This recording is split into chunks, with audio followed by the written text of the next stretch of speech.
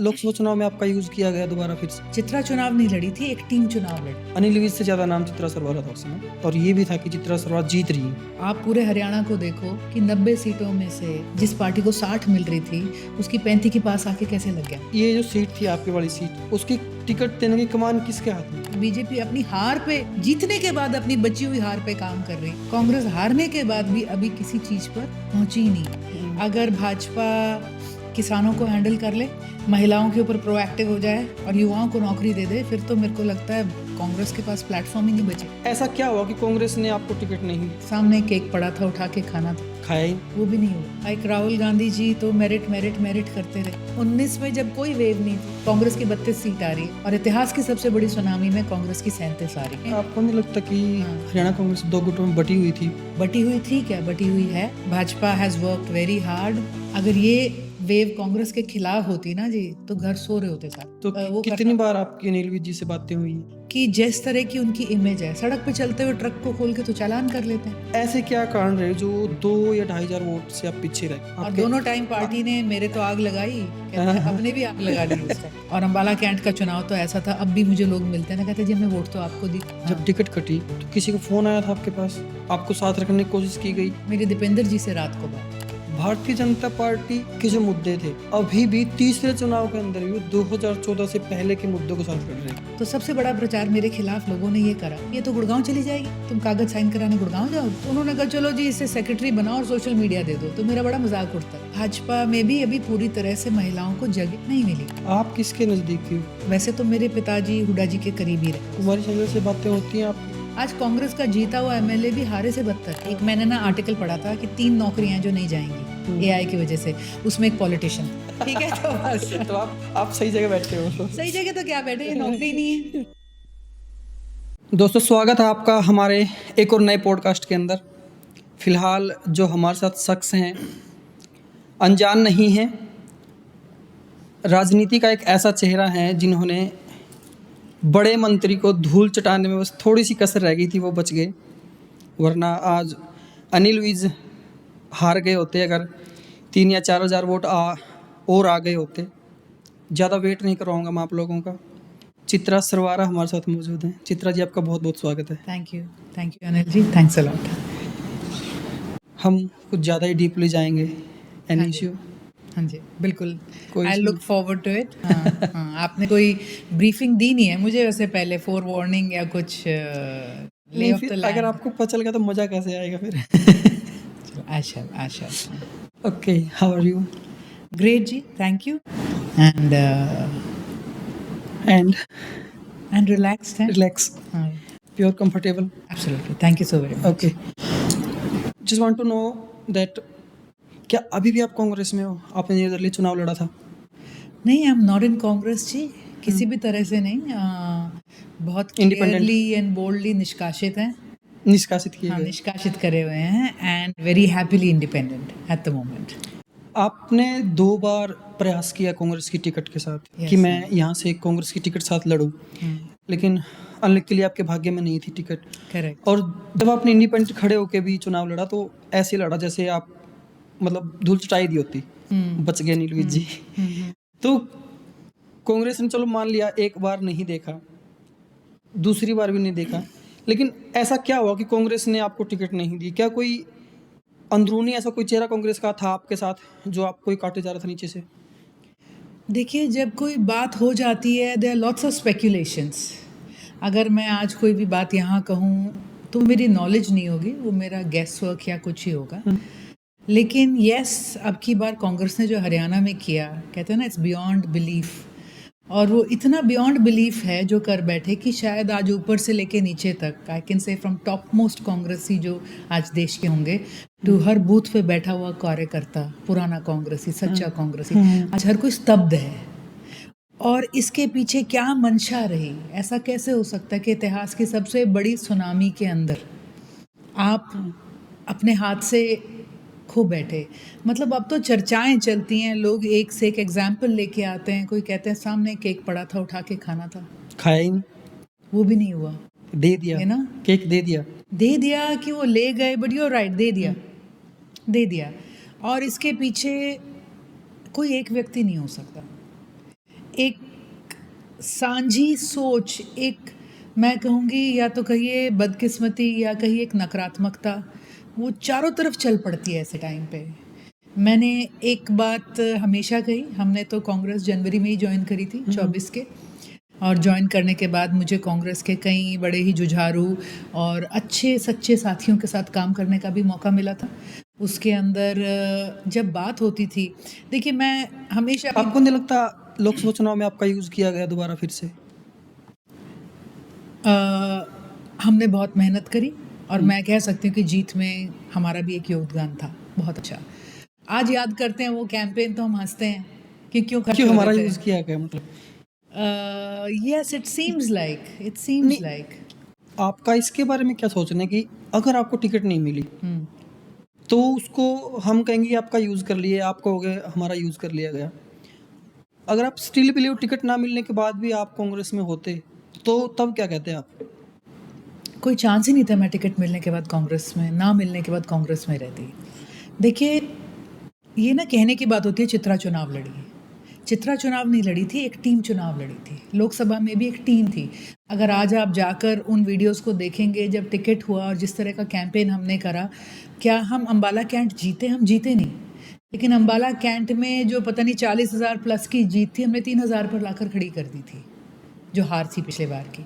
तो मैं समझती हूँ कि कांग्रेस का एक एक साथी, एक एक कार्यकर्ता जो हमारे साथ कांग्रेस में आया था उस वक्त इकट्ठा हुआ था, और जब ये टिकट्स नहीं देते, जब इस तरह की बातें करते, तो कहीं ना कहीं सभी को नकार देते हैं। सभी को, ये मैं कहूँगी मेरे साथ धोखा नहीं हुआ, हर एक उस व्यक्ति के साथ धोखा हुआ जो एक सच्ची सोच के साथ लगा हुआ था और सोच रहा था कि कांग्रेस जीत दर्ज करेगी। सोशल मीडिया हैंडल भी मतलब आप हेड थे उनके, सोशल मीडिया इंचार्ज थे आप नहीं, लोकसभा में? मैं जब पहले कांग्रेस में थी हाँ। तो मैं महिला कांग्रेस का सोशल मीडिया मैंने स्टार्ट किया था, मतलब जीरो से Twitter, website launch Rahul Gandhi ji से, यहाँ तक कि महिला कांग्रेस का लोगो, उस वक्त 32 साल हो चुके थे संगठन को बने, पर लोगो नहीं था। लोगो यूथ नहीं था। कांग्रेस का था, सेवा दल का था, मतलब INC का था, हर इनके वर्ग का, NSUI का था, सिर्फ महिलाओं को नहीं था। तो हमने राहुल गांधी जी से पिच करी कि आप महिलाओं को पहचान देने की बात करते हो पर अपने संगठन को पहचान नहीं दी। तो उन्होंने कहा नहीं, ज़रूर देंगे। तो मैं ये कह सकती हूँ कि उस वक्त हमारी अध्यक्ष सुष्मिता देव जी हुआ करती थी, उनके साथ मिलके मैं पहले से ही बहुत इसके पीछे पड़ी हुई थी, हमारा लोगो। तो उन्होंने मेरे को मौका दिया और हम लोगो भी हमने इसका बनाया था। तो उस वक्त मैं राष्ट्रीय कार्यकारिणी में, नेशनल बॉडी जो महिला कांग्रेस की थी, उसके अंदर मैं जनरल सेक्रेटरी थी और इंचार्ज सोशल मीडिया थी। तो जब मैंने छोड़ा 1 साल बाद, तो तब 1 लाख से ऊपर ट्विटर हमारा जा चुका था। और जब आप ज्वाइन किया तो मैंने जैसे कहा कि जो स्ट्रैटेजी टीम थी, जो हम हर रोज़ मीडिया मॉर्निंग में डिस्कस करते थे कि क्या लाइन उठानी है, किसको कैसे पुश कर सकते हैं, क्या एक्टिविटी कर, तो उसका मैं हिस्सा बनी थी अनऑफिशियली। कभी मुझे कोई रोल नहीं दिया गया था, पर उस वक्त हमारे जो प्रभारी थे तो उन्होंने ये बोला कि चित्रा, पद देने का टाइम नहीं है, लेकिन हमें चाहिए कोई उठा के काम करना शुरू कर दे, तो आई यू विलिंग? तो मैंने दीपक बाबरिया, हालत खराब थी उस समय कांग्रेस हाँ की? नहीं, हालत खराब थी पहले से? हालत खराब नहीं थी। कांग्रेस बहुत बड़ी पार्टी है, बहुत बड़ी पार्टियों में कई बार पार्टी तो बड़ी है, नो डाउट, बट सत्ता में बोल के- ना आना भी एक चुनौती है, मतलब वो प्रॉब्लम है उस समय, ये तो कह ही सकते हैं हम। नहीं, उस वक्त दे वर 100% श्योर कि वो सत्ता में आ रहे हैं, दे वर 100% श्योर। और मैं समझती हूँ ये सबसे बड़ी कमजोरी कांग्रेस की यही थी कि आ रहे हैं, आ रहे आएंगे। हैं, मान के चले आ रहे हैं बस। फिर तो मुझे लगता है चिंता ये थी कि यार 60 बहुत ज़्यादा आ जाएंगे, इतनों को कैसे हैंडल करेंगे, मिनिस्ट्रियाँ कैसे बांटेंगे, 55 तो आएंगी, 50 तो आ ही जाएंगी, 45 तो सोते हुए भी कहीं नहीं गई। और कब हुआ कि 19 में जब कोई वेव नहीं थी, कांग्रेस की 32 सीट आ रही है और इतिहास की सबसे बड़ी सुनामी में कांग्रेस की 37 आ रही है। 37 आ रही हैं। तो ये ये तो हर कोई बोल रहा था कि कांग्रेस दोनों बार आ रही थी, दोनों बार, 19 में भी और 24 के अंदर भी। नहीं, 19 में कोई नहीं कह रहा था कांग्रेस आ रही है, लेकिन मेरे पास प्रधान जी ने मेरे से टाइप कराई थी एक चिट्ठी जो उन्होंने गुलाम नबी आज़ाद जी को दी, वो हमारे प्रभारी थे। तो उस वक्त आप जिससे भी बात करते ना 19 में, आपको हर सर्वे वाला कहता है नहीं दीदी 12 आ रही हैं, 13 आ रही हैं, 12, 13। जैसे चुनाव आया दीदी 2 डिजिट में भी नहीं जाएगा, ठीक है। और यही लोग थे जो हर सीनियर लीडर को हरियाणा में और सेंटर को सर्वेज करके देते। उस वक्त प्रधान जी ने मेरे से एक चिट्ठी टाइप करवाई, चित्रा, उन्होंने कहा 90 विधानसभा लिख और आगे कैंडिडेट लिख। और उन्होंने वो लेटर, मेरे पास पड़ा होगा मेरे कंप्यूटर में आज तक, तो उन्होंने वो लेटर गुलाम नबी जी को दिया कि चौधरी साहब हम जीत रहे हैं, आप लड़िए तो सही। तो गुलाम नबी आज़ाद जी ने भी ये कहा नहीं जीत रहे निर्मल, क्या बात कर रहा है। लेकिन वो टिकटें बिल्कुल ठीक थी, अगर वो देते तो वो जीतते, उनमें से कहीं इंडिपेंडेंट ले गए, वरना नहीं तो इतना ले गए कि वो सब्सटैंशिएटेड अमाउंट थी, बहुत तगड़ी। तब की बार बिलीव नहीं था उन्नीस के अंदर कांग्रेस को, लेकिन अब बिलीव था और सुनामी भी थी। अब ऐसे क्या फॉल्ट लगे आपको कि कांग्रेस हार गई? अब मुझे लगता है as a balanced answer. As a balanced answer मैं दूंगी कि कुछ लोगों को लगा कि अगर अब की बार सरकार आ गई और जिन्हें मौका मिलने वाला उन्हें मिल गया तो हमारा कभी मौका नहीं लगेगा। कुछ ये लगा जो इन्होंने मेहनत करी थी, जिनका नाम सबसे आगे चल रहा था, कहीं जो चर्चाओं में आया कि उन्हें ये कॉन्फिडेंस नहीं दिया गया कि go ahead, win the state boldly, don't worry. उनके दिमाग में भी लोगों ने बातों में, चर्चाओं में डाउट डाल दिया कि बम्पर विन आ गई तो आप ही खतरे में हो। सेंटर नेताओं ने भी ऐसा किया। देखिए सेंटर का ही आता था कि अगर बम्पर विन आ गई तो फिर जो आज लीड कर रहे थे, देखो हुड्डा जी लीड कर रहे थे कि हुड्डा जी का भविष्य फिर सवालिया निशान के नीचे आ जाएगा। आई एम टेलिंग यू, जो आम बातें चली, एक इनसिक्योरिटी चारों तरफ हरियाणा में आ गई। जो लीड कर रहे थे 4 जून में, आपको नहीं लगता कि हरियाणा कांग्रेस दो गुटों में बटी हुई थी? 100% श्योरली बटी हुई थी, सबको दिख रहा था। बटी हुई थी, क्या बटी हुई है। जिन कारणों से आप चुनाव हार गए, आज तक वो कारण नहीं हटा पाए हो। एलओपी क्यों नहीं अनाउंस हो रहा? गुटबाजी। प्रदेश अध्यक्ष क्यों नहीं हो रहा? गुटबाजी। जिला अध्यक्ष की आपकी लिस्ट 45 दिन लेट हो गई है, क्यों? गुटबाजी। जिन लोगों ने जमानतें जब्त कराई चुनाव में, उनको आज पद दिए गए हैं, जिम्मा दिया गया है जिला अध्यक्ष चुनने का, और क्यों? गुटबाजी। तो नथिंग हैज़ चेंज्ड। तो जो मैं आपसे कह रही हूँ कि एक इनसिक्योरिटी पूरे कांग्रेस में थी, जो लीड कर रहे थे उनमें भी, जिन्हें लग रहा था हम लीड नहीं कर पाएंगे उनमें भी, ये कलेक्टिव इनसिक्योरिटी कहीं ना कहीं हर एक के हाथ से जो है छुड़वा गई, अपॉर्चुनिटी मिस करवा गई। तीसरी बार फिर भाजपा फिर आ गई। Bhajpa has worked very hard. अगर ये वेव कांग्रेस के खिलाफ होती ना जी, तो घर सो रहे होते सारे। बट कहते हैं ना, give the devil it's due. वो तो डेविल तो हम इसलिए कह रहे हैं ना, एक समय पे हम विपक्ष उनको लेके चले थे इस चुनाव अभी अभी तो इंडिपेंडेंट के लिए हाँ। आपकी अपोजिशन पार्टी कौन सी है? देखिए हमारी ऑपोजिशन पार्टी वो होगी जो जनता के खिलाफ होगी, वेरी सिंपल। तो कौन सी चाहे पार्टी हमें- जनता के खिलाफ देखिए होगी? सत्ता पक्ष से ही सवाल करे जा सकते हैं, सत्ता पक्ष से ही हम मांग करेंगे, क्योंकि आज उन्हीं के पास सारी चाबियां हैं। अगर गली बननी है, सड़क बननी है, प्रोजेक्ट खराब होता जा रहा है, कहीं पे धांधली होती दिख रही है, तो आज हम उन्हीं से बात करेंगे। अगर किसी की तनख्वाहें पेंडिंग हैं तो आज उन्हीं से बात हमें करनी पड़ेगी, उन्हीं से हमें आगे आके तो वो कितनी करना बार पड़ेगा। आपकी अनिल विज जी से बातें हुई हैं? अनिल जनता विज के जी- लिए, जनता के लिए। देखिए अनिल विज जी से जनता के लिए हमने कभी पर्सनल मीटिंग नहीं करी, लेकिन यस, क्योंकि वो यहाँ के विधायक रहे, वो बहुत से कंसर्न डिपार्टमेंट और के आज के मिनिस्टर विधायक नहीं, पिछले 30 सालों से हैं। 30 सालों से विधायक हैं, तो हमने उनको चिट्ठी भी लिखी, हमने प्रेस कॉन्फ्रेंस के माध्यम से उनसे और मुख्यमंत्री से भी मांगे करी। हमने जब कंसर्न डिपार्टमेंट होता था, अधिकारी होता था, निगम होता था, कमिश्नर होता था, तो हमने वहाँ भी बात करी। और आज की तारीख में भी अगर मेयर है या एसडीएम है, जो जहाँ पे जिस रेलिवेंट लेवल पे बात होगी, आज हम वहाँ पे मैटर ज़रूर एड्रेस करते हैं। आप विज के सामने चुनाव लड़े दोनों बार, 19 में भी और आप 24 में भी। ऐसे क्या आपको, जो आपके कैंपेन का मुख्य हिस्सा रही, 19 के अंदर क्या था और 24 के अंदर क्या था?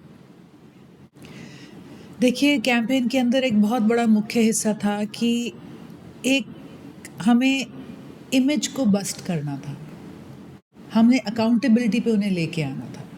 उन्होंने गब्बर कह लें या होम मिनिस्टर बनने के बाद जिस तरह से अपना एक ऑरा बनाया है, मेरा काम 303 की गोली की तरह होता है, सिर्फ एक अनाउंसमेंट आती रही, इतना करोड़ रुपया आ गया, इतना करोड़ रुपया आ गया, इतना करोड़ रुपया आ गया, इतना करोड़ रुपया आ गया, उसके आगे कोई चर्चा नहीं थी। उसके सिर्फ आगे की आया, चर्चा लगा नहीं। लगा कहाँ, लगा क्यों नहीं? 40 करोड़ के स्टेडियम पे 120 करोड़ क्यों लग गया? आप देखिए, जितने का हमारा बैंक स्क्वायर बनना था उतने में बना नहीं, उससे डबल एस्टिमेशंस हो गए। जितने का शहीदी स्मारक बनना था, दुगना तिगना चौगुना, गॉड नोज आज वो प्रोजेक्ट कहाँ जा चुका है, टाइम लाइन वाइज और बजट वाइज, ये हुआ क्यों नहीं? करोड़ों करोड़ों सौयों करोड़ मैं कहूँगी अम्बाला के अंदर ड्रेनेज पे और सीवरेज पे डल चुका है, लेकिन सीवरेज जुड़ा ही नहीं, 14 से डल रहा है सीवरेज। सड़कें बन रही हैं, उखड़ रही हैं, बन रही हैं, उखड़ रही हैं, सड़कें बनी ही नहीं, लाइटें लग रही हैं पर बुझी पड़ी हैं। हो क्या रहा है अम्बाला के अंदर? तो इन चीज़ों को लेके तो हमने अनिल विज जी से जो था पूरा उनको लिया, और हम समझते हैं कि जिस तरह की उनकी इमेज है, सड़क पे चलते हुए ट्रक को खोल के तो चालान कर लेते हैं। एक स्टेडियम बैठा हुआ है उनकी जड़ में सालों से, आज तक उसमें झांका ही नहीं क्या? मतलब कहने का ये है, अपने घर में नहीं देखते। यस, मैं कहती हूँ जितना बड़ा दिया उतना बड़ा अंधेरा, और उस अंधेरे में रोशनी मारने का काम हम तब से करते आ रहे हैं। तो चुनाव के अंदर यही हमारा मुद्दा था कि इस कहते हैं ना राजमटाज, इस जैज से, ये करोड़ों रुपए की अनाउंसमेंट से परे हटके ज़मीनी हकीकत, सड़क की हकीकत, गटर नाली की हकीकत के ऊपर हमने काम किया और पूरा टाइम करते आए हैं। और मैं समझती हूँ इसी ने कहीं ना कहीं लोगों में एक रेजोनेंस पाई। मुझे 19 के चुनाव में लगभग 45,000 के करीब वोट थे, अब की बार 52,000 के करीब वोट थे, तो कहीं ना कहीं वो लोगों को भी आ रहा था नज़र, और लोगों ने 50,000 वोट थोड़े नहीं होते, बहुत बड़ा अमाउंट होता है एक विधानसभा के अंदर। अगर आपको 50,000 वोट मिल रहे हैं तो आप एक प्रिय नेता हो इस एरिया के, और फिर भी आपको 2 बार में जीत नहीं मिली। ऐसे क्या कारण रहे जो 2 या 2,500 वोट से आप पीछे रह गए? मतलब आपने एनालिसिस किया जीत के अपनी हार के बाद? देखिए, मेरा सबसे बड़ा जो मैं समझूंगी, मेरा जो सब बहुत से होते हैं माइक्रो कारण, बहुत सारे मिलेंगे। कुछ ऐसे भी होते हैं जिन्हें हम चर्चा नहीं कर सकते। नहीं, वेरी सिंपल आई से, मेरा सबसे बड़ा कारण दोनों टाइम मेरा, मुझे पार्टी की टिकट नहीं दी गई। बस जो कांग्रेस के नाम के वोट थे वो नहीं आए। 19 में शायद वो वोट इतना फर्क ना डाल पाते, कांग्रेस की कोई वेव भी नहीं थी, कांग्रेस कैंडिडेट को 7,000 कुछ वोट पड़े थे, अब की बार 14,000 के करीब वोट पड़े हैं। लेकिन अगर आप वोट परसेंटेज देखें तो मैं एक देख रही थी कहीं पे हमारा वो कि 19 में कांग्रेस को तकरीबन 7% के करीब वोट पड़े थे और अब की बार 8% वोट पड़ा है, तो कांग्रेस का वोट शेयर अराउंड 1% ही पूरे बढ़ पाया था।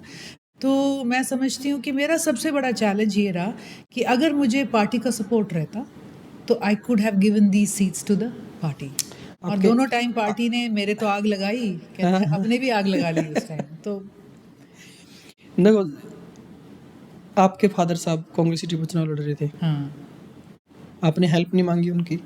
प्रधान जी की एज ए कांग्रेस, हाँ, एज ए कांग्रेस लीडर? नहीं, एज अ फादर मैंने उम्मीद करी होगी, not as a Congress leader. और यहाँ पर भी जब मैं समझती हूँ कि जब मैंने चुनाव लड़ा, लाइक आई सेड, क्या कन्वर्सेशन होती थी आपके फादर साहब के साथ? टाइम ही नहीं था कॉन्वर्सेशन का। जिस दिन आखिरी दिन था, 11 तारीख थी मेरे ख्याल से, लास्ट डे 11 थी या 12 थी मेरे ख्याल से नॉमिनेशन भरने की, तो 11 की रात को 2:30 बजे मेरा टिकट कटा।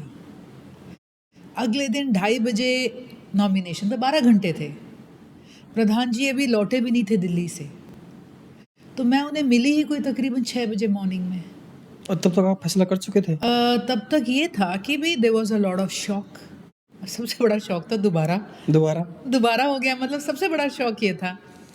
और जब मैं बाहर आई, मुझे याद है हम तो पूरी रात सोए भी नहीं थे उस दिन, क्योंकि पहले प्रधान जी की टिकट मिलने की रौनकें लगी हुई थी, 1:30 बजे तक यहाँ पे सारे साथी थे, जब तक नहाए धोए। घर में एक साइड खुशी मन रही है, एक साइड थोड़ा झटका लगा था। बड़ा कॉम्प्लिकेटेड सिस्टम, माहौल घर का हो गया था। तो सो मैं कहूँगी सबसे पहली मेरी मीटिंग तो अपनी साथियों से हुई। बहुत से साथी मॉर्निंग में ही आ गए थे, और मुझे याद वो है साथी आपके थे? अम्बाला कैंट से, अम्बाला कैंट के साथी सब थे। मैं ये नहीं कहूँगी, साथी एक परिवार होता है, इतने सालों का प्रधान जी की भी कमाई है, मैं नहीं कह सकती मैंने आके सारा कुछ कमाया था, पर यस मैं कहूँगी मैंने रिश्ते निभाने की पूरी कोशिश करी। तो जब मैं तैयार होकर सुबह निकली तो प्रधान जी का कमरा उधर था, बीच में एक हॉल था, उसमें ही सारे आए हुए थे। तो इससे पहले मैं वहाँ जा पाती, बड़ा इमोशनल सा हमारा एक माहौल इधर बना, सबने कहा हमने लड़ना है चुनाव। और मुझे याद है कि प्रधान जी पीछे से निकल कर आए, हम सब बात कर रहे थे, तो प्रधान जी ने पीछे से सुनी और प्रधान जी ने कहा तुम्हारी टीम तो रेडी है चित्रा, आप फैसला लो, आप लोग क्या करना चाहते हो।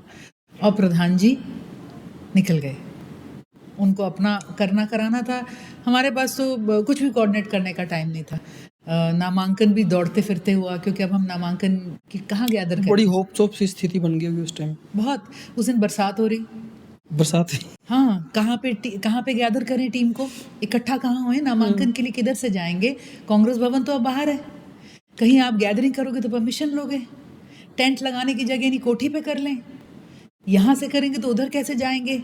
हमने ऑलमोस्ट ये माइंड बना लिया कि ऐसा है, चित्रा नामांकन करो, क्योंकि अभी तो आपने इंडिपेंडेंट के तौर पे कागज भरने हैं, सिंबल चूज करना है, क्योंकि आपको अब कर देना 6 घंटे पड़े थे।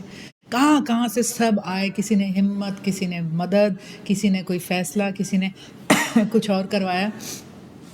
तो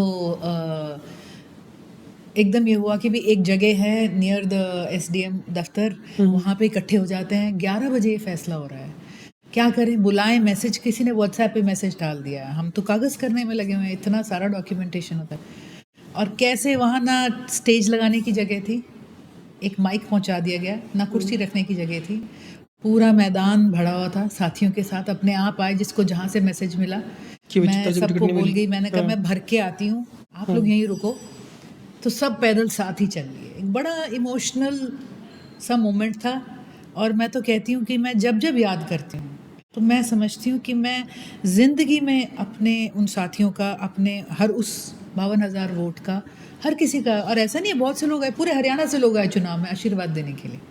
एक साथी आए, एक चुन्नी लाए छोटी सी, जैसे साउथ के होते हैं हरियाणा के, पैंट के साथ स्पोर्ट्स शू पहना हुआ, एक बैग ले रहे हैं, आपके लिए कुछ लाया हूँ। मुझे बड़ा सुबह सुबह 6 बजे, मैं कहा पता नहीं क्या लाए हैं, थोड़ा ऑकवर्ड सा हो जाता है। दुपट्टा खोला, एक दुपट्टा निकाला, माता की चुन्नी, उनकी माँ ने उसमें 10-10 रुपए के नोट सिल रखे थे। अच्छा, कहते ये आपके लिए है। वो 2 आए, मेरे कंधों पे चुन्नी रखी, फोटो खिंचाई, आशीर्वाद दिया, चले गए। तो मैं तो जब ये चुनाव याद करती हूँ ना जी, मेरा तो सर झुक जाता है। आई एम वेरी ग्रेटफुल। पार्टी ने जो भी किया, लेकिन लोगों ने बहुत हौसला अफजाई करी, कंधे से कंधा मिला के लड़े। और अम्बाला कैंट का चुनाव तो ऐसा था, अब भी मुझे लोग मिलते हैं ना, कहते जी हमने वोट तो आपको दी थी, हमने वोट तो आपको दी थी। तो सो फिर यस, पता नहीं वो 2 या 2,500 वोट कहाँ रह गई जो नहीं आई। मैं समझती हूँ कि सिर्फ मेरी सीट को देखोगे तो आप अलग निष्कर्ष निकाल सकते हो। आप पूरे हरियाणा को देखो कि 90 सीटों में से जिस पार्टी को 60 मिल रही थी, उसकी 35 के पास आके कैसे लग गया नंबर। हर सीट के ऊपर एक वोट शेयर शिफ्ट हो गया।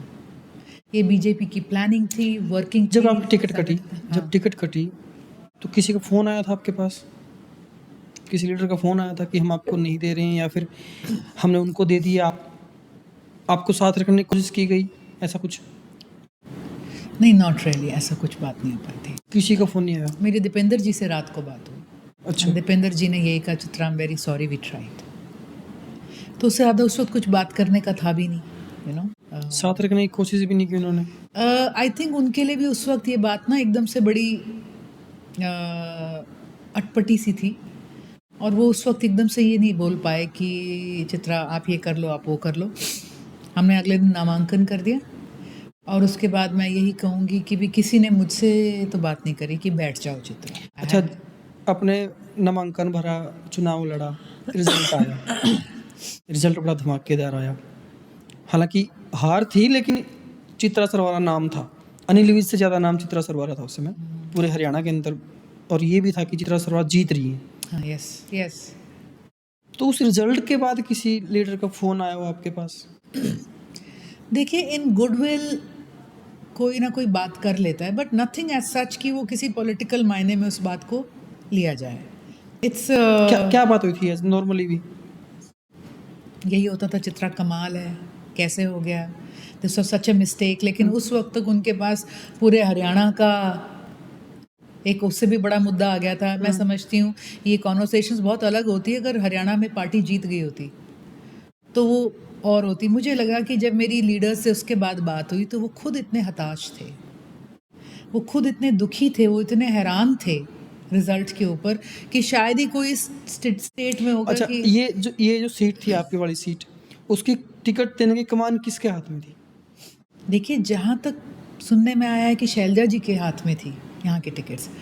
जो कांग्रेस एक कोटा करती है, लाइक राहुल गांधी जी तो मेरिट मेरिट मेरिट करते रहे, और कब वो कोटा कोटा कोटा हो गया, पता नहीं चला। कब क्रेडिट क्रेडिट क्रेडिट हो गया, कोई कह रहा है कैश हो गया, कोई कह रहा है काइंड हो गया, वो पता ही नहीं चला.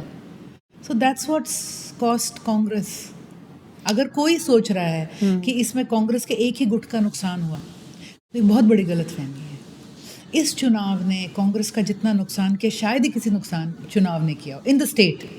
इंडिया गठबंधन में कांग्रेस की साख बिल्कुल डगमगा गई. एक लोकसभा के बाद इतनी बोएंट कंडीशन में गठबंधन था, कांग्रेस थी, 5 सीटें आप जीत के बैठे हो, वो सब का सब धूमिल कर दिया है. कहीं ना कहीं बीजेपी की इनफॉलिबिलिटी, जो कहते हैं ना इसे हरा ही नहीं सकता, और पता नहीं कौन सा जिन ये डब्बे में से कब निकाल के ले आएंगे और क्या कर देंगे, अगर कर दिया वो. अगर बीजेपी की देखें तो जहाँ तक मेरी थिंकिंग थी चुनाव के दौरान, भारतीय जनता पार्टी के जो मुद्दे थे अभी भी तीसरे चुनाव के अंदर भी 2014 से पहले के मुद्दों के साथ लड़ रहे थे.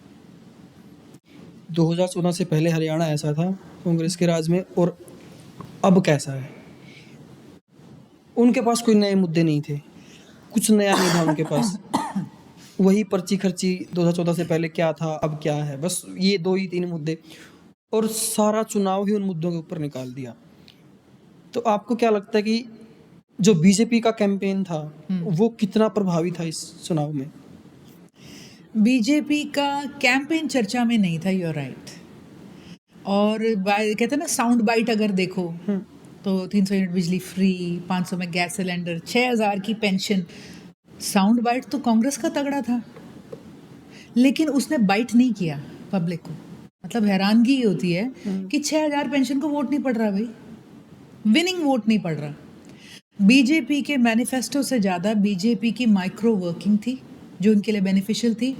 आरएसएस का कार्डर वर्क था जो हर उस पे हुआ. और हैरानगी की बात है तीसरी बार आरएसएस लोकसभा चुनाव के अंदर इतनी एक्टिव नहीं थी जितनी विधानसभा चुनाव में थी. यस बिल्कुल. एंड हैरानगी की बात है तीसरी टर्म आ चुकी है और अभी तो शुरू हुआ है. 4.5 साल पड़े. विपक्ष ये भी सोच रहा है आराम से शुरू करेंगे अगले साल या परिसीमन के बाद काम शुरू करेंगे. RSS is still active.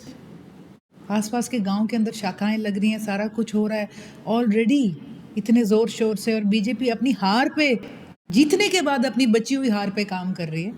Congress हारने के बाद भी अभी किसी चीज़ पर पहुंची ही नहीं है. मतलब no concrete step has been taken. ये जो जिला अध्यक्ष बनेंगे ये भी अगर ये शुरुआत है ना, ये आगाज़ है, तो अंत भी कोई खास इस बात का एक्सरसाइज का नहीं होगा. तो यस, मैं समझूंगी मैनिफेस्टो से ज़्यादा वर्किंग थी.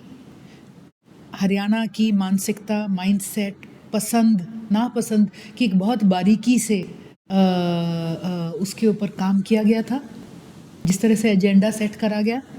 और मैं समझती, आपको लगता है कि जो भारतीय जनता पार्टी की सोशल मीडिया विंग है प्योरली एक्टिव थी, बिल्कुल एक सेकंड भी लेट नहीं थी?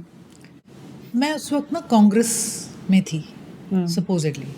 मतलब कांग्रेस जो जो भी पवाड़े कर रही थी उस समय, तो उसका जो प्रत्युत्तर है वो फटाफट आ रहा था भाजपा की तरफ से, भाजपा की सोशल मीडिया विंग की तरफ से. आपको लगता है? एक्चुअली प्रत्युत्तर उस वक्त ऐसा लगता था कि कांग्रेस की तरफ से ज़्यादा आ रहा है. भाजपा सत्ता में थी, लीडिंग नैरेटिव उनका होना था, अटैक लेने के लिए वो मैदान में खड़े हुए थे. तो उस वक्त लीडिंग अप टू, तो हमें लगता था कि हम बेटर कर रहे हैं. मैं कैंपेन और टीम से जुड़ी भी हुई थी.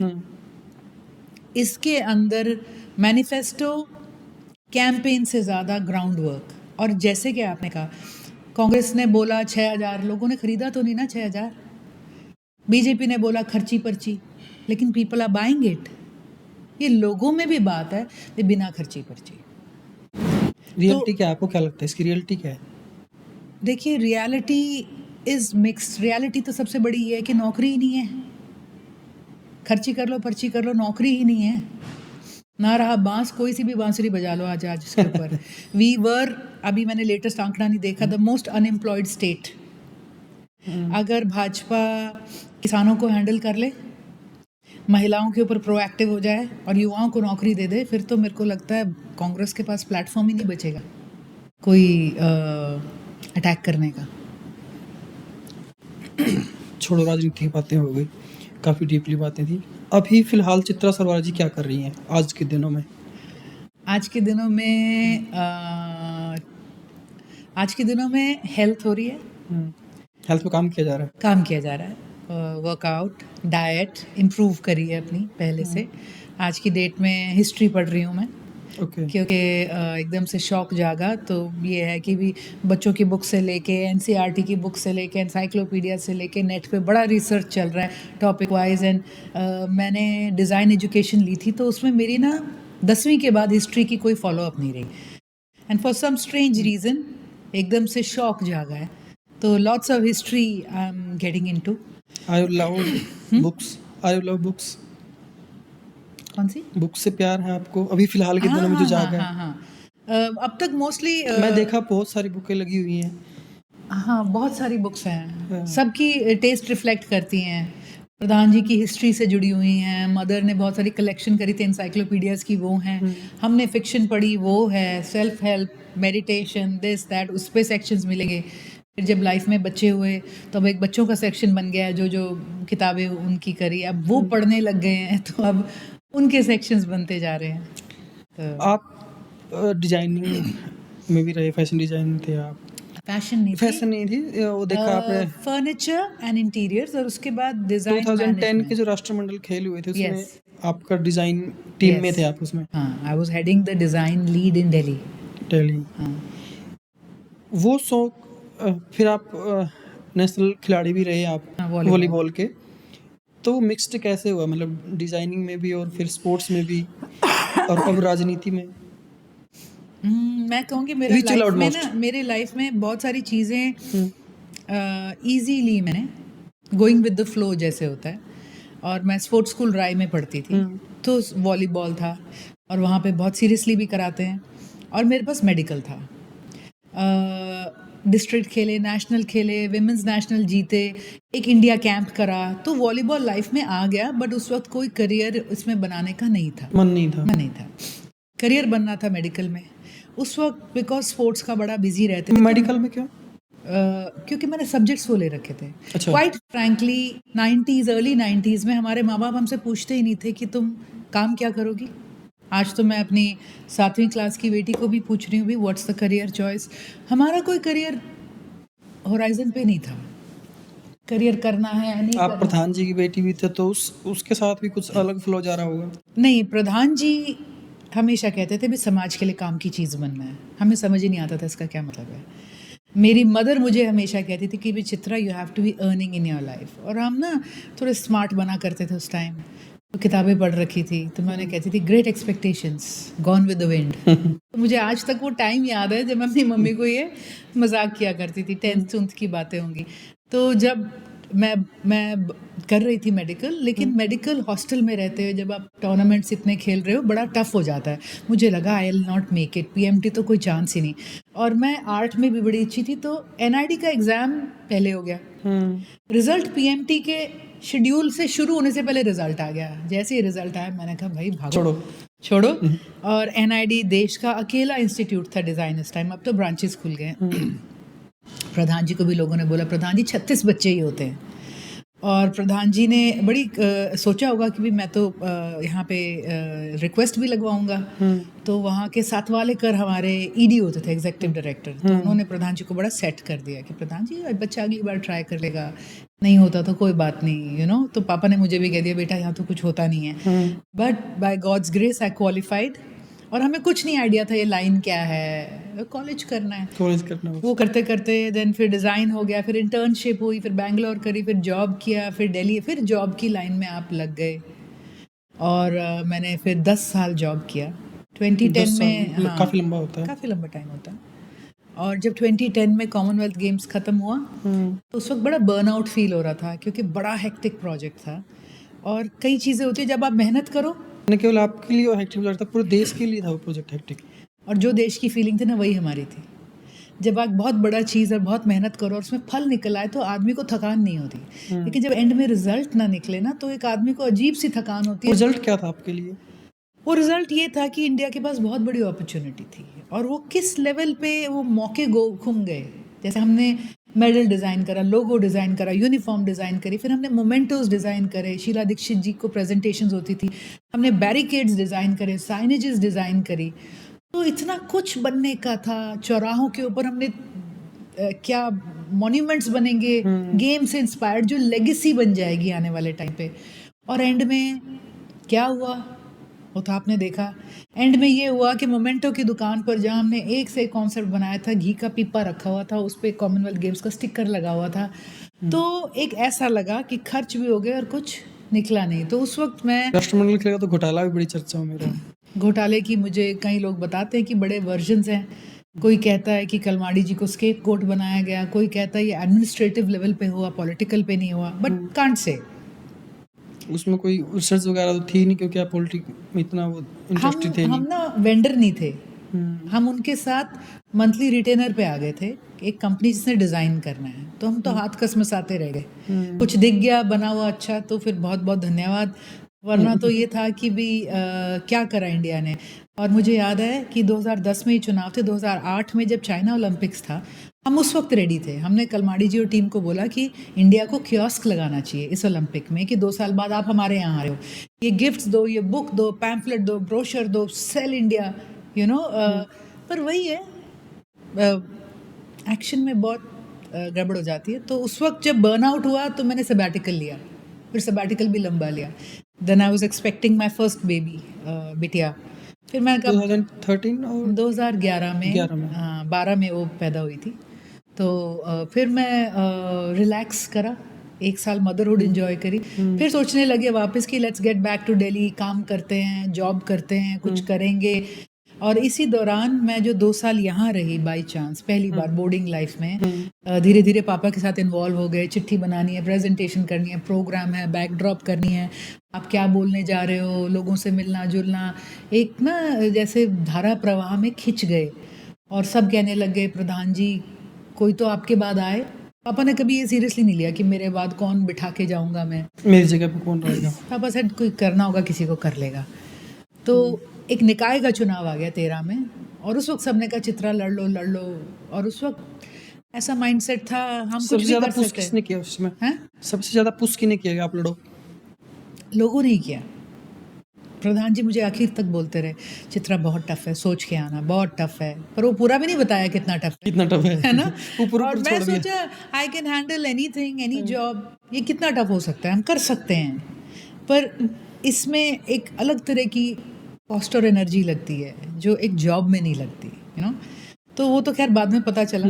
आज बैठे हैं हम 24 में, 13 को चुनाव लड़ने के बाद 25 में, और जिसमें 2 बड़े चुनाव निकल चुके दो हैं। बड़े चुनाव निकल गए अनप्लैंड। ये मैंने सोचा नहीं था कि रास्ता यूं जाएगा, बट जहाँ जहाँ रास्ता जाता गया। और 15 में जब मैं एमसी जीत गई, तो सबसे बड़ा प्रचार मेरे खिलाफ लोगों ने ये करा कि ये तो गुड़गांव चली जाएगी, तुम कागज साइन कराने गुड़गांव जाओगे। तो मेरी सारी स्पीचें एक तरफ, मेरी बात रह गई मैं गुड़गांव नहीं जाऊंगी, मैं गुड़गांव नहीं जाऊंगी, मैं गुड़गांव नहीं जाऊंगी चुनाव में ना। और जीत गई। प्रधान जी से अब तू गुड़गांव चली मत जाना। अब तो अब मेरे हस्बैंड इसी वहाँ बात के पे ऊपर जीते हैं, हैं। अब हम यहाँ पर वो हम वीक मंथ में मिलते हैं, या मैं जाती हूँ वो आते हैं, जो भी जैसे भी है। एंड फिर धीरे धीरे कहते हैं ना, प्रधान जी, मैं एमसी थी, सुमित्रा चौहान उस वक्त महिला अध्यक्ष हुआ करती थी हरियाणा कांग्रेस महिला की, उनका मुझे कॉल आया 16 में 15 में 15 में कि चित्रा 14 में ही आ गया था 15 में कि चित्रा आप आओ ना। मैंने कहा मैम आई डोंट नो संगठन वर्किंग क्या है, क्या करना होता है। तो सिंह आओ, तो मैं जाके वही करने लग गई जो हमने देखा था। मैंने कहा एक ऑर्गेनाइजेशन है, लोगो ही नहीं है, वेबसाइट नहीं है, आइडेंटिटी नहीं है, ट्विटर हैंडल नहीं है, कर क्या रहे हो, जब चल रहे हो तो झंडा नहीं है, हाउ विल यू बिल्ड। और वहाँ से जो बात शुरू हुई, मैंने उनको तभी पकड़ लिया। डिजाइनर आप थे ही। हाँ, उन्होंने कहा चित्रा ये बात तू ना नेशनल बॉडी में कर, चल। उन्होंने मुझे आगे धकेल दिया।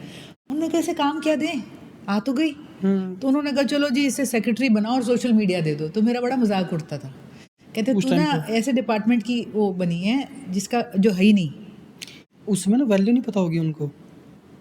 नहीं, वैल्यू तो पता थी आई थिंक कहीं ना कहीं जो शुरू करा, but you know the value, आपके काम की वैल्यू। जो अपर बॉडी में थे मेरे ख्याल से उस समय तक सोशल मीडिया की जो पावर थी वो इतनी नहीं बात है। तो उन्होंने यूँ दे दिया कि चलो करो। तो फिर कहानी शुरू हुई, हमने वेबसाइट डिज़ाइन करी, शोभा ओझा जी राष्ट्रीय अध्यक्ष होती थी, फिर वो चेंज हो गई। तो सबने कहा चित्रा तेरे को तो 2-3 महीने हुए हैं, you are the shortest tenure का national body member, tata bye bye. क्योंकि अक्सर ऐसा होता है जब नया अध्यक्ष आता है तो वो पुरानी की टीम हटा देता है। सुष्मिता देव जी आई तो मैंने उनको सारा जो जब तक का बनाया था, हर स्टेट का हैंडल बना था, अकाउंट्स बने थे, ये बना था, मैंने उनको सब लिस्टें पकड़ाई। मैंने कहा मैम एवरीथिंग फॉर यू, पकड़े रखो, अभी बाद में बात करेंगे। अच्छा, तो फिर मौका मिल गया। हाँ, तो उन्होंने फिर कहा आगे काम करना है भाई, एंड जस्ट लाइक दैट काम शुरू हो गया। फिर वहाँ लग गए पूरे एंथू के साथ। तो जो काम शोभा ओझा जी के समय में हमने शुरू किया था, सुष्मिता जी के साथ हमने फिर राहुल जी को प्रेजेंटेशन करी, फिर इंदिरा गांधी इंडोर स्टेडियम के अंदर लॉन्च हुआ, लोगो लॉन्च, फिर वेबसाइट लॉन्च हुआ, काफ़ी कुछ था।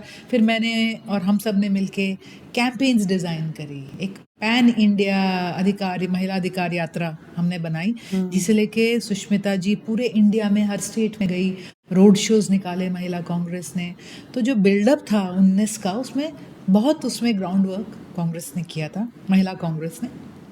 And I think one of the most dynamic teams जो कभी भी राष्ट्रीय स्तर तक बनी हो, वो उस टाइम थी। फिर आया 19 का चुनाव, सुष्मिता जी किसी को भी टिकट नहीं दिला पाए, और आई थिंक कहीं ना कहीं फ्यूटिलिटी, बहुत सी रंजीता मेहता थी हमारे साथ, और बहादुरगढ़ से भी थी हमारी नीना थी हमारे साथ, लॉट्स ऑफ एक्टिव गर्ल्स। अभी भी वुमेन्स एक्टिव इतनी दिखाई नहीं देती कांग्रेस के अंदर जितना बीजेपी के अंदर है। और जब तक इक्वल एक्टिव नहीं होंगे मेंस एंड वुमेन्स, इक्वलिटी नहीं होगी, तब तक आपको लगता है कांग्रेस उभर नहीं पाएगी? देखिए, पार्टी ना समझिए, इसे समाज समझिए। वैसे तो समाज में इक्वल लेवल पे एक्टिवेशन अभी नहीं हुआ है, बट बहुत आगे आ गया है, बहुत आगे आएगा भी। और मैं बीजेपी का इतना नहीं जानती हूँ, तो मैं कह नहीं सकती। जैसे मुझे अगर आप ऑफ हैंड पूछेंगे तो रेखा शर्मा जी का मुझे पता होगा, लेकिन मुझे ये नहीं पता कि इस वक्त भाजपा की महिला अध्यक्ष प्रदेश की कौन है। Also I don't know. You don't know, है ना? सुमित्रा चौहान जी थी तो तब मुझे पता था, बट ऑल्सो बिकॉज मैं उन्हें गुरु मानती आई हूँ, मेरी पहली मेंटोर थी वो। तो सो आई कांट से भाजपा में भी अभी पूरी तरह से महिलाओं को जगह मिली है, नहीं मिली है अभी। अभी जिस तरीके से दिल्ली की मुख्यमंत्री रेखा गुप्ता, हरियाणा के अंदर ऐसी कोई वुमेन्स एक्टिव आपको लगती है जो कांग्रेस की लीडर बन सकती है, सीएम बन सकती है? फिलहाल कोई चेहरा ऐसा है? देखो, बहुत थे, आज पार्टी में नहीं भी हैं। अगर आप विधानसभा से, ग्राउंड से जुड़ी हुई और धरोहर से जुड़ी करें तो किरण चौधरी जी थे, बहुत बड़ी लेगेसी, पैन कुमारी हरियाणा। शैलजा? कुमारी शैलजा जी भी हैं, पर उन्होंने ना लोकसभा की राजनीति करी है, समहाउ वो ग्राउंड मोबिलाइजेशन पे ट्रांसलेट इतना नहीं हो पाता है।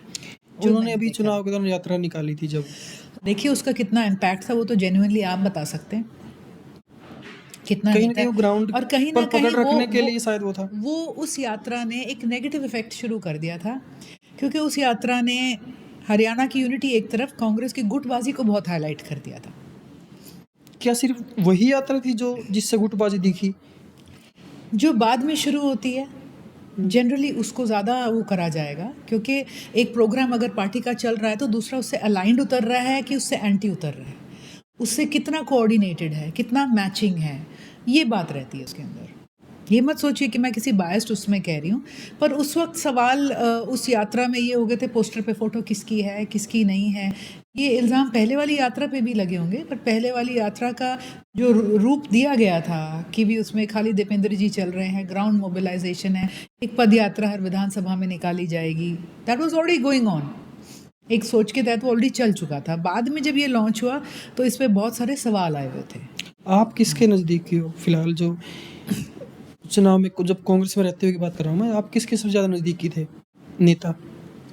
देखिए, मैं कहूँगी कि जिससे के साथ चर्चा होती थी राजनीति की, हरियाणा में हम ऐसा कर सकते हैं, इस क्षेत्र को हम ज़्यादा वो कर सकते हैं। देखिए, मैं ये कहूँगी कि ऐसे में तो वैसे तो मेरे पिताजी हुड्डा जी के करीब ही रहे हैं, और मैं हमेशा कहती थी जब पहले भी हम निष्कासित थे कि भाई हुड्डा जी से, दीपेंद्र जी से, यहाँ तक कि आंटी अपने आशा हुड्डा जी से भी बड़े करीबी रिलेशन तब भी रहे थ्रू आउट। कई बार बातें होती थी, कई बार मैं कहूँगी मेरी सबसे ज़्यादा लंबी चर्चाएं राजनीति या निजी उसको लेके, परिवार को लेके भी आशा हुड्डा जी से होती रही हैं। तो मैं करीबी तो ऑब्वियसली हुड्डा परिवार के रही।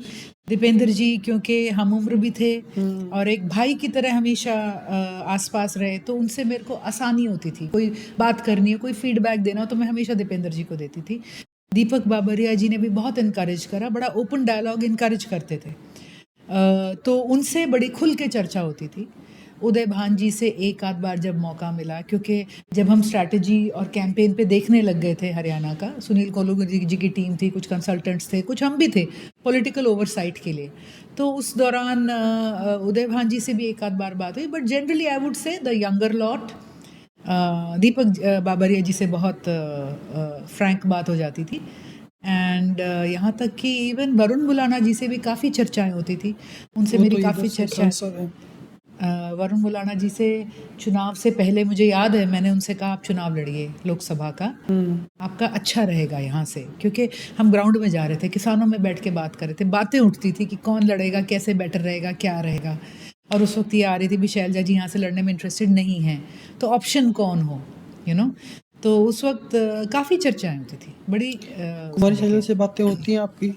नहीं होती, मेरी बात नहीं होती। कोई जनरल मीटिंग भी नहीं? नहीं, जनरल नॉर्मली? मीटिंग भी नहीं, जनरल मीटिंग भी नहीं हुई। एक्चुअली तो 19 के चुनाव के बाद कोई बातचीत हुई नहीं थी, उससे पहले ज़रूर थी।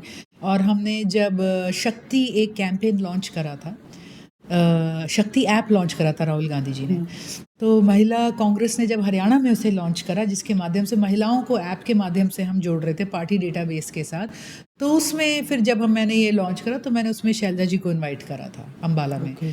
और जब मेरा पहला इनविटेशन था उनको, और उसके बाद फिर जैसे रंजीता मेहता ने भी करा आस पास, फिर बहुत तरह से संगठन के साथ मैम के बहुत सारे प्रोग्राम्स हुए थे, पर उसी दौरान बातचीत हुई थी हमारी। फिर 19 के चुनाव कट गया, HDF में हम चले गए थे, कोरोना हुआ, फिर इंडिपेंडेंट लड़े, फिर इस दौरान किसी ने टच रखा तो उन्हीं ने रखा था, और हुड्डा जी से ही मेनली टच रहा था। और फिर उसके बाद जब ज्वाइनिंग हुई तो वाया हुड्डा जी हुई, फिर आते ही लोकसभा चुनाव था इन नो टाइम जनवरी के बाद, और उसके बाद विद इन नो टाइम विधानसभा चुनाव था। That's about it. अभी आपको क्या लगता है कि जैसे अगर कांग्रेस एक होती है तो ऐसे मतलब क्या करना पड़ा कांग्रेस को अंदर खाते कि भाई जो शैलजा जी और हुड्डा जी एक मंच पे आके हाथ मिलाएं और मतलब कांग्रेस को एक हवा दें ताकि हम चलेंगे साथ में। और अभी वो चीज़ क्या है जो दोनों को अलग कर रही है? देखिए, पब्लिक डोमेन में है आई गेस, एक सोच है, एक एम्बिशन है कि हरियाणा की अगुवाई कौन करेगा एज मुख्यमंत्री, यही रहेगा। मुख्यमंत्री की लड़ाई है बस, मैं समझती हूँ कि कहीं ना कहीं डिफरेंस ऑफ पर्सनल एम्बिशियस है। पर्सनल भी होंगे कुछ, पर वो छोटा मुंह बड़ी बात हो जाती है। आई कैन नॉट अज्यूम कि वो क्या इनकी प्रॉब्लम्स हैं, और ना ही मैं समझती हूँ मैं इस पोजीशन में हूँ कि मैं बता सकूँ कि पार्टी ये कर दे तो इतने बड़े बड़े नेता इकट्ठे हो जाएंगे। That is up to the party. लेकिन ये ज़रूर है कि अगर कांग्रेस को आगे रख के चलें तो जैसा कि मैंने पहले कहा, कोई सोच रहा हो कि इस हार से किसी एक गुट का नुकसान ज़्यादा हुआ, नहीं हुआ। दोनों को। सबसे बड़ा नुकसान कांग्रेस का हुआ, कांग्रेस कार्यकर्ता को हुआ। आज ही बैठ के बात हो रही थी, कहते बहन जी 15 साल हो जाएंगे, कहते बच्चे जो 15 साल के थे ना 30 साल के हो गए, कमर जो टूट गई जो है, एंथू कांग्रेस का चला राज गया जब है। खत्म हुआ जो उस समय बच्चे होंगे आज उनका वोट बन गया होगा। वोट से तो बहुत जो जो ज़्यादा, जो मैं कह रही हूँ ना, मैंने 15 साल का हाँ 30 साल का हो गया। मैंने ये एक नेता से और पूछा था ये सवाल जब मैं किसी का पॉडकास्ट कर रहा था, मेरे को ध्यान नहीं अभी, कि अगर एक पार्टी 15 साल निकाल लेती है सत्ता के अंदर तो वो जो उस समय की जो न्यू जनरेशन पैदा हुई होगी ना, और 15 साल तक तो वो उनके दिमाग में रच गई होगी, तो उस जनरेशन की सोच को बदलना ओपोजिशन पार्टी के लिए भी बड़ा बड़ा बड़ा काम होता होगा। मेरे पास एक साथी हैं हमारे गुजरात से, वही महिला कांग्रेस के दिनों में जब मैंने ज्वाइन करी तो मैंने सुमित्रा चौहान जी से पूछा कि मैम बेटर क्या कर सकते हैं हम संगठन के लिए। तो उन्होंने मुझे कहा, चित्रा जो गुजरात की महिला प्रदेश अध्यक्ष हैं Sonal Ben Patel, she is fantastic, उन्होंने पेपर्स भी लिखे, उन्होंने बहुत सारे प्रोग्राम करे हैं। तो मैं फ्लाई करके गई और सोनल बेन पटेल के साथ 3 दिन मैंने बताए, जहाँ मैंने उनके साथ डॉक्यूमेंट्स क्या करते थे, कैसे करते, सारा कुछ उसमें समझा। तो वहाँ मेरी कुछ जान पहचान हुई, लालजी भाई से भी, देसाई जी से भी जान पहचान हुई, और एक और साथी थे राजेश ग्रिगलानी जी। राजेश ग्रिगलानी जी ने मुझे कहा कि चित्रा जी अब की बात है, कहते कि इतना टाइम हो गया है कांग्रेस को आउट ऑफ पावर हुए। कहते कि एक जगह थी, कांग्रेसियों का ग्रुप खड़ा हुआ था प्रोग्राम से बाहर निकलकर, कहते स्कूल बस गुजरी पास से और बच्चे हुटिंग करने लग गए, क्या हुटिंग कर रहे? बू करने लग गए कांग्रेसियों को देख के। तो आप देखो वहाँ तो 25-30 साल हो गए मेरे ख्याल से, वहाँ पे कांग्रेस एक रिडिक्यूल की चीज़ बन गई है, एक मजाक की चीज़ बन गई है। एक बच्चा बिना सोचे समझे, बिना उसे नापे तोले, वो देखते ही वो मजाक, मतलब कितना बुरा हाल हो गया आप सोचिए वहाँ पर। वहाँ पे सत्ता में आना एक बड़ा बड़ा टारगेट, मतलब बहुत बड़ा काम होता होगा। सत्ता में आना तो यहाँ भी बड़ा मुश्किल टारगेट होता चला जा रहा है। आप देखिए ना, अब की बार नहीं आए, जब लहर इतनी थी, इतनी बड़ी लहर तो पता नहीं कहाँ थी जी। इसको अच्छा। डुबाने के लिए क्या काम किया, उस पर भी एक स्टडी होनी चाहिए। जब मंत्रणा हुई होगी, हार पे एनालिसिस हुआ होगा, कुछ आउटपुट आप लोगों के पास भी आए थे उसमें नहीं, से? Nothing nothing nothing at all. आपके पास कुछ नहीं आया? आई जस्ट होप आपकी जो आउटकम्स आपकी जो कांग्रेस के आइडियोलॉजी, जेन्युइन हो। चित्रा जी की जो आइडियोलॉजी है अभी अभी भी वो कांग्रेस की है, आपको लगता है? आई कांट से, मतलब मैं, अगर आप मुझसे पूछो कि क्या है कांग्रेस की ideology, can you define it and can you show कि ये आइडियोलॉजी इस तरह से मैनिफेस्टो में ट्रांसलेट होती है, इस तरह से पॉलिसी और स्कीम में ट्रांसलेट होती है, इस तरह से होती है। मैं तो थोड़ा सा, चलो भारी मन से, एक बार मैंने तो ये भी कहा था कि जब अपनी पार्टी में न्याय नहीं है तो हम दुनिया को क्या न्याय दे सकते हैं, है ना। बट आई वुड से कि देखिए, यू लर्न, हम अपने घर परिवार से क्या होना है वो भी सीखते हैं और क्या नहीं होना वो भी सीखते हैं। And I will just say कि एक प्रोग्रेसिव डेफिनेटली मेरी सोच है, किसी उससे बंधी हुई सोच नहीं है कि मैं इसी दायरे में सोचती हूँ और इससे बाहर नहीं। जब जैन 2024 में आप कांग्रेस में वापस आए तो आपको कौन लेके आया था, किससे आपकी बातें हुई थी? देखिए, मेरी बात नहीं हुई थी, प्रधान जी की बातें हुई थी, और प्रधान जी की हुड्डा जी से बात हुई थी, दीपेंद्र जी से बात हुई थी, बाबरिया जी से बात हुई थी, एंड आई गेस कुछ सीनियर लीडर्स से भी हुई होगी। फिर जब आप छोड़ के गए, जब आप निर्दलीय लड़ने का अपना ऐलान किया, तो उस समय वो हैट्रिक सिचुएशंस भी रही है, क्योंकि प्रधान जी आपको लेके आए दोबारा, मतलब प्रधान जी को पुश किया होगा उन्होंने, और आप फिर टिकट की वेट में थी कि किसी शर्त पे तो लेके आए होंगे, और ऐसा नहीं है कि आपका जनाधार था नहीं। 19 नहीं, के हमें अंदर उस आपका टाइम बहुत अश्योरेंस था कि 2 टिकट होएगा। अश्योरेंस ये था कि भाई एक पक्का है, एक मेरिट पे होएगा, और हमने इस बात को कभी कंटेस्ट नहीं किया। और मुझे ये पता है कि अम्बाला की कोई भी मेरिट लिस्ट ऊपर गई होगी तो उसमें मेरा नाम टॉप पे था, that I am sure of. वही तो मैंने कहा, वो मेरिट मेरिट मेरिट कब कुछ और बन गई, एंड आई एम श्योर जो यहाँ हुआ वो और जगह भी हुआ होगा, कोई चांस ही नहीं। काफ़ी जगह हुआ होगा वो काफ़ी चीज़। जगह हुआ, काफ़ी जगह हुआ होगा। ये कुछ भी, ये हार के कारणों में से एक हो भी सकता है ये। 100% हुआ है। आप चुनाव किस चीज़ के लिए लड़ रहे हो, जीतने के लिए लड़ रहे हो तो और मापदंड होते हैं। आप चुनाव सडनली कास्ट समीकरण पूरे करने के लिए लड़ रहे हो, बहुत जीत रहे हैं, अब ऐसे ही गुटबाजी के लिए लड़ रहे हो, बहुत जीत रहे हैं, कोई बात नहीं, इनको खुश करने के लिए लड़ रहे हो, बहुत जीत रहे हैं, कुछ फेवर्स के लिए लड़ रहे हो, तो यू डोंट नो। वो कहते हैं ना, करते करते करते करते करते करते वो कब उंगली कट जाए by chance, you don't know. Which party do you like most as an ideology, and what's the difference between BJP and Congress in Haryana? देखिए, बीजेपी का तो मैं ये कहूँगी कि अभी राहुल गांधी जी की एक प्रेजेंटेशन आई थी कि 8 सीटों पे भाजपा 22,000 से जीती है, राइट, और उनकी टीम ने उन्हें प्रेजेंटेशन दी है, राइट। और आप वो भी तो सीटें देखो ना जहाँ 2 सीटों पे कुल मिला के 22,000 वोट भी कांग्रेस को नहीं पड़ रहा। वो प्रेजेंटेशन भी होना बहुत ज़रूरी है यहाँ पर। और बीजेपी ने, मैं ये कहूँगी, 22,000 नहीं 22 लाख से चुनाव जीता है, कंसिडरिंग वो कहाँ थे। कहाँ तो आपको लग रहा था भी मिट्टी में गाड़ देंगे, 2 डिजिट क्या मतलब 3 से ऊपर नहीं उठेगा, 8-10 से ऊपर नहीं उठेंगी सीटें, तो वो कहाँ निकाल के लाए हैं और कैसे निकाल के लाए हैं, और उसके बाद भी धड़ाधड़ काम चल रहा है। आप देखिए, यू नो, कार्यकर्ताओं को एडजस्ट करना, ये करना, वो करना।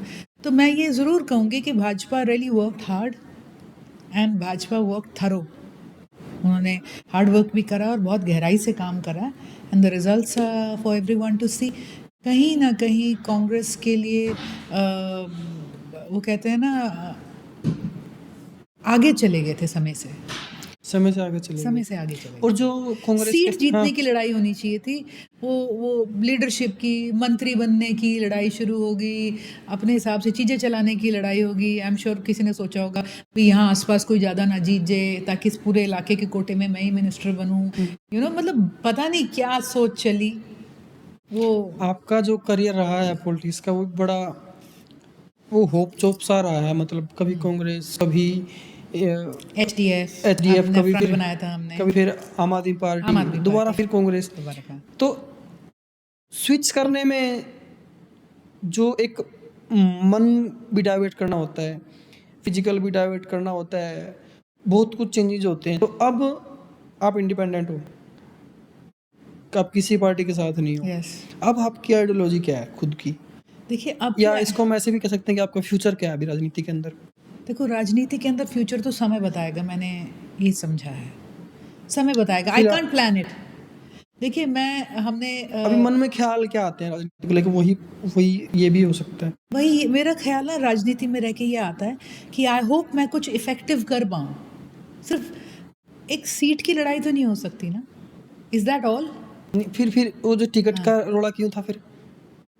आप इफेक्टिव तभी कर पाओगे जब आप कहीं कुछ पहुंचोगे, कुछ कर पाओगे।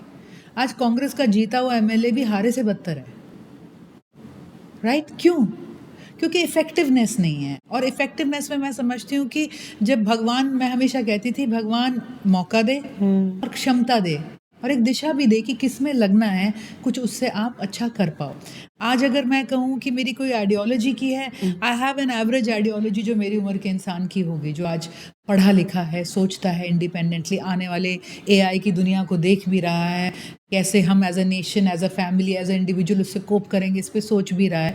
पर यस, मैं समझती हूँ कि प्रोडक्टिविटी होनी चाहिए, समाज आगे बढ़ना चाहिए, अपॉर्चुनिटी होनी चाहिए, सेफ्टी होनी चाहिए। तो इन चीज़ों को लेके किसी भी तरह से आगे हम कर पाएँ। Political ideology is more of एक ब्रांड होता है। आज की तारीख में अगर कहें तो मेरा तो मैं कहूँगी एक बहुत ही न्यूट्रल सा ब्रांड है। आज डेफिनेटली वर्किंग हमारी मोस्टली अम्बाला कैंट के आसपास निर्धारित है, पर वही बात है कि लोगों के साथ रहें, मुद्दों के साथ रहें, लेट टाइम टेल क्या होगा उसके अंदर। अभी एक छोटा सा गेम सेगमेंट है, हाँ, बस ये है कि मैं पॉलिटिशियंस के नाम बोलूँगा, आपको उनकी खासियत बतानी है। आई होप मैं बता पाऊँ। हाँ, ओके। जितना आप उनके कई बारे बार में क्या होता है, हमारा जितना कोई आप उनके ओपिनियन नहीं बारे होता एक चीज़ के ऊपर। जितना आप उनके बारे में जानते हैं, जरूरी नहीं आप पॉलिटिक्स बताओ, आप पर्सनल बता सकते हो, ओके। आप व्यक्तित्व के ऊपर भी बता सकते हो। नाम बोलूं पहला? हाँ, दीपेंद्र हुड्डा। एनर्जी, एनर्जेटिक हैं बहुत, एनर्जेटिक है, एनर्जेटिक, काम बहुत हार्ड किस वर्किंग तरीके है, से काम करते हैं, बहुत हार्ड वर्किंग है। हार्ड हमने वर्किंग। उनके साथ काम किया ना, 2 बजे तक, 3 बजे तक लगे रहते हैं। हमारी जो महिला अधिकार यात्रा चली थी उसमें भी करते रहते थे। उसके बाद जो 6 महीने का टाइम हमें कांग्रेस के साथ 7 महीने का काम करने का था, तो उस दौरान भी वर्क्स वेरी हार्ड। कुमारी शैलजा। मैं कहूँगी कुमारी शैलजा जी के लिए मैं क्या कहूँ इसके अंदर, आई डोंट, व्यक्तित्व, व्यक्तित्व तो कुछ नहीं हो फर्स्ट सकता। मीटिंग के बारे में। बस सीनियरिटी है मेरे माइंड में उनको लेके, जो तस्वीर आती है, घर आया करती थी, मुझे याद है, तो हमारे लिए बहुत सीनियर नेता थी उस टाइम ना। कुछ सीखने को मिलता है सीनियर्स पॉलिटिक्स करियर में? नहीं, मैंने उनके साथ इतना कभी करीबी काम नहीं किया जो मैं कहूँ मैं कुछ सीख पाई उनसे, not like that. Jassi Petwar. Jassi Petwar, again I would से यूथ। मैं आपको वही बता सकती हूँ जो एक वर्ड माइंड में आता है। Nayab Saini. Nayab Saini ji, extremely lucky and extremely down to earth. अभी राहुल चर्चा हो रही थी कि किसी टाइम पे किसी ने कहा जी वो प्रधान जी के साथी हुआ करते थे, बड़ी इज्जत से मिला करते थे।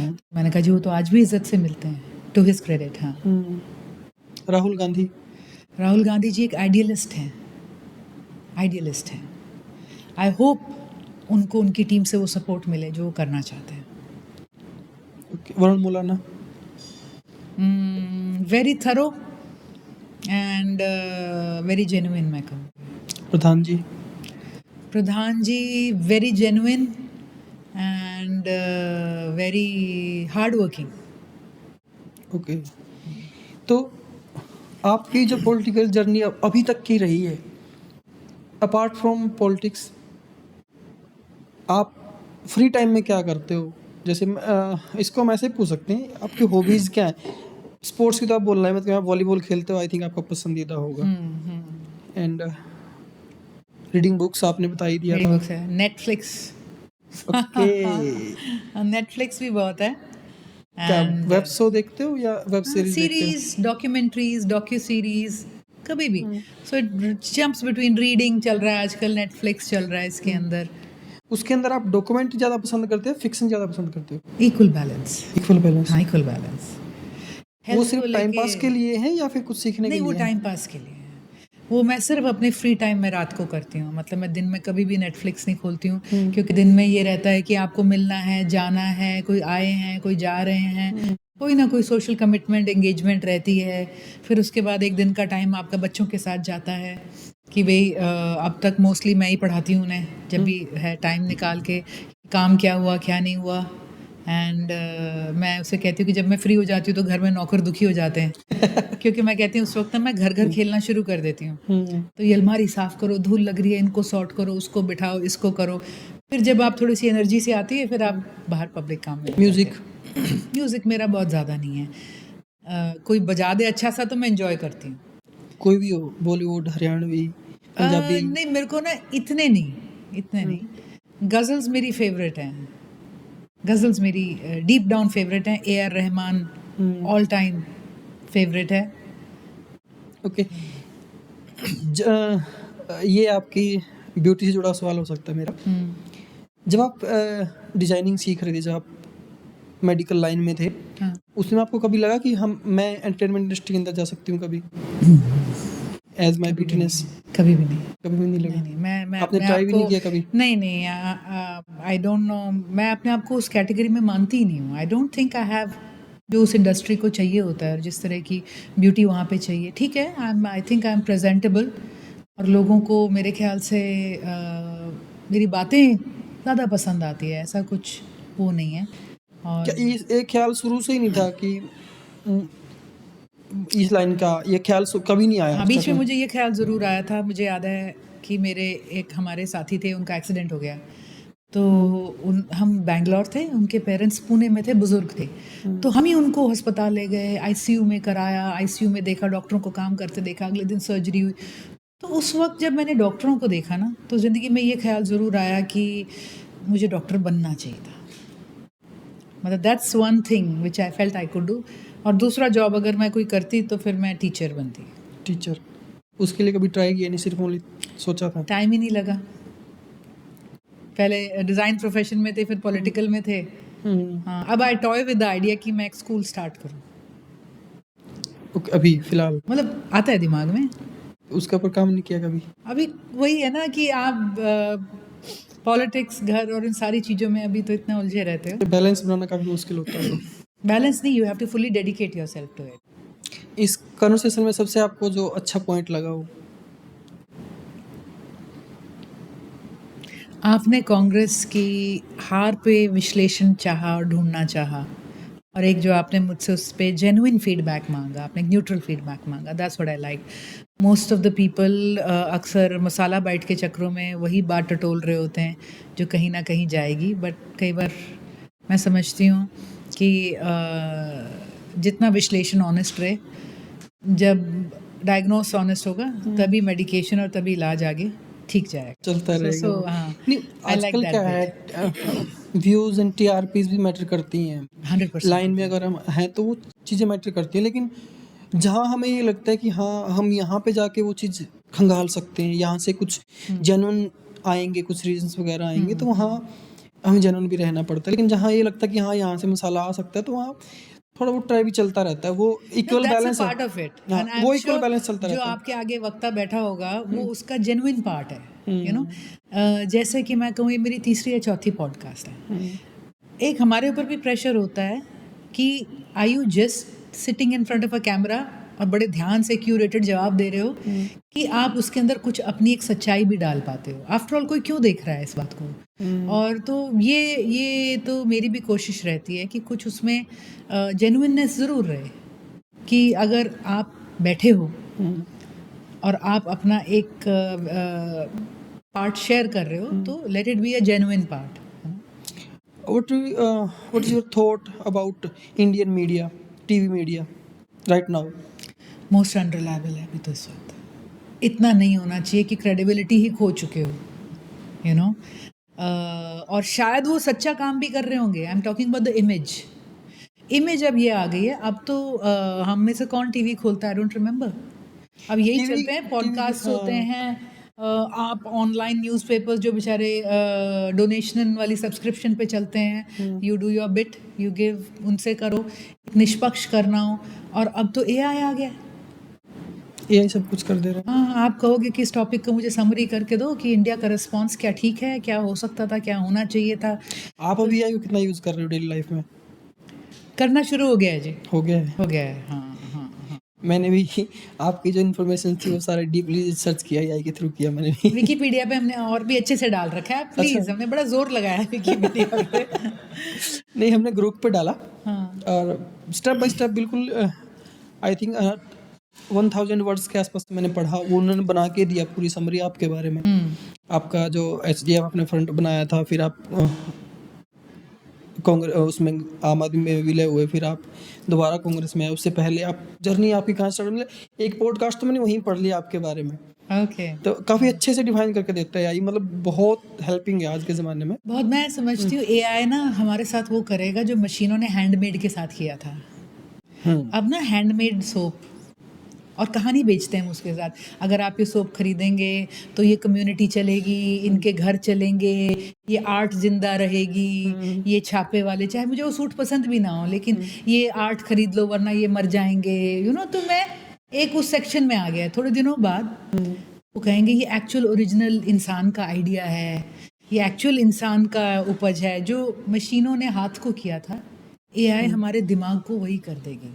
It will make it redundant. हम कॉटेज इंडस्ट्री बन जाएगा ह्यूमन ब्रेन, कि आइए और एक रियल टीचर पढ़ाएगा बच्चे को, असल में टीचर पढ़ाएगा. क्योंकि AI will teach anything. AI कितना भी तरक्की कर दे, लेकिन जो ह्यूमन बेस्ड सिस्टम है उसको तो मतलब बिल्कुल उसके ह्यूमन जैसा नहीं हो पाएगा.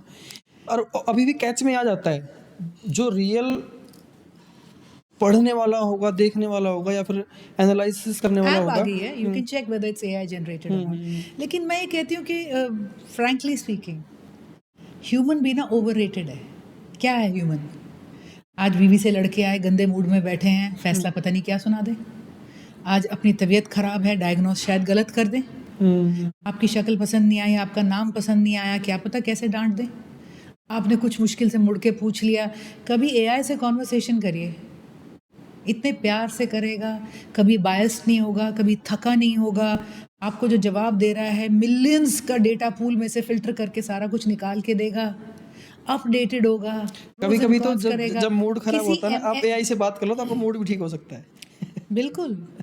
मेरे बच्चे घर में एक चिड़िया का बच्चा ले आए, ठीक है जी. तो अक्सर इसमें बहुत लंबी चौड़ी रिसर्च जाती है. टाइम कम था तो मैंने फोटो डाली उसके अंदर. तो बेबी मैना था, छोटा सा. तो यानी फटाफट से बोला ये चेक करो जिंदा है कि नहीं, गर्म ऐसे रखना है, खाना ये करना है. तो हमने उस पर जद्दोजहद करी, फीड बना, ये कर. तो जिस तरह से एआई ने मुझे कहा लगे रहो, तुम्हारे से ही इसको होप है, ऐसे होएगा. एआई तो मेरे को मेरी पीठ थपथपा रहा था, काम करवा रहा था सारा का सारा. But human beings are also humans in a negative way. अगर जिस दिन वो निकल गया, कोई खरीद नहीं सकता. कोई खरीद नहीं सकता इसको. अब बच्चे एआई से चैट करते हैं, ओपिनियंस लेते हैं. जब कोई ह्यूमन चैट कर रहा होता है सोशल मीडिया पे, मुझे तो पता नहीं कोई पीडोफाइल बैठा हो आगे. कल कोई मिल के आके आपके बच्चे को कहे जी आ जाओ, तुम्हारे को कोई नहीं समझता, मैं समझता हूँ, आओ मैं तुम्हें टॉफ़ी दूंगा. कम से कम ये तो नहीं होएगा ना. तो there are lots of pros and cons. लेकिन पॉलिटिक्स में क्या इसका महत्व है? आपको क्या लगता है, मतलब कहाँ? एक मैंने ना आर्टिकल पढ़ा था कि 3 नौकरियां जो नहीं जाएंगी एआई की वजह से, उसमें एक पॉलिटिशियन था. ठीक है, तो बस. तो आप सही जगह बैठे हो. सही जगह तो क्या बैठे, ये नौकरी नहीं है, ये तो जीवन है. और बहुत बार ये जीवन ये है कि शुरू में काम की तरह शुरू हुआ था, ये करना ये करना. अब ये हो जाता है अच्छा वो, अच्छा ये. अब कमिटमेंट हो गई है. अब लोगों से भावना भी जुड़ गई. भावनाएं जुड़ गई हैं. अब हर नाम काम के पीछे एक चेहरा जुड़ा है. फिर आपको याद आता है यार वो साथ खड़ा था, मैं क्या कर सकते हैं, हम उनके साथ जाएं. तो yes it's a different ball game, और पॉलिटिक्स के अंदर ह्यूमन और इमोशन हमेशा रहेगा। Okay, thank you Chitra ji, आपने अपना प्रेशियस टाइम निकाल के हमें दिया, और हमें क्या जनता को भी साथ में दिया जो देख रहे हैं लोग। और मुझे भी आपका जो ये पॉलिटिक्स से अलग हटके जो हमने कन्वर्सेशन करी वो मुझे बहुत अच्छी लगी। Again thank you so much. I am glad आप आए इतना दूर, एंड तंग करने के लिए माफ़ी, and but it was a pleasure, है ना। और समय कैसे चला गया couldn't पता भी even नहीं make चला। out, हाँ। आई होप हम अगली बार मिलेंगे पॉडकास्ट के लिए तो और हमारे पास कन्वर्सेशन के लिए पॉइंट्स होंगे। डेफिनेटली ओके, आप अगर मुझे कुछ थोड़ा सा ब्लूप्रिंट पहले भेज देंगे तो I will be better prepared. नहीं फिर वो मज़ा नहीं रहता। I agree. उसमें क्या है, फिर आप आंसर तैयार करोगे, फिर आप ये जो हाँ नहीं ये नहीं बोलना है, ये बोलना है, हाँ हाँ तो उसमें फिर वो नाम ही अनफिल्टर्ड है तो अनफिल्टर्ड रहने दो इन Unfiltered चीज़ों को। बाकी हाँ ये हो सकता है उसमें कि अगर हम कुछ पॉइंट इसमें अनफिल्टर्ड में याद रह जाते हैं, कुछ नहीं रह जाते नहीं जिन पे रहते। कन्वर्सेशन में करनी होती है। करेक्ट। तभी मैं आप भी मेरे पास अनफिल्टर्ड थे, हाँ, तभी you are without a cue. हाँ कोई मेरे पास कोई स्क्रिप्ट नहीं थी, हाँ। कुछ फ़ोन में नहीं था, मेरे पास कोई पेज नहीं था कि मुझे ये पूछना है कि हाँ टॉपिक से मैंने रिसर्च किए थे आपकी लाइफ के बारे में कुछ वैसे भी, लेकिन ये था कि हमें रहना अनफिल्टर्ड है, कोई बना बनाया सवाल नहीं पूछना है, तो यही था बस। चलो again great, it thank you was a so much. Lovely flow. Thank you so very Thank you so much, much. And आपके सारे व्यूअर्स का भी थैंक यू। अगर आप यहाँ तक आए हो इस अनफिल्टर्ड कंटेंट को देखते हुए, चित्रा जी को सुनते हुए, देखते हुए, तो अगेन आपको कुछ वैल्यू ज़रूर मिली होगी। जैसा कि मैं अपने हर पॉडकास्ट के अंत में बोलता हूँ, you have some value from it. अगर आपको मिली है तो आप नीचे कमेंट ज़रूर करना। थैंक यू सो मच, धन्यवाद। Thank you.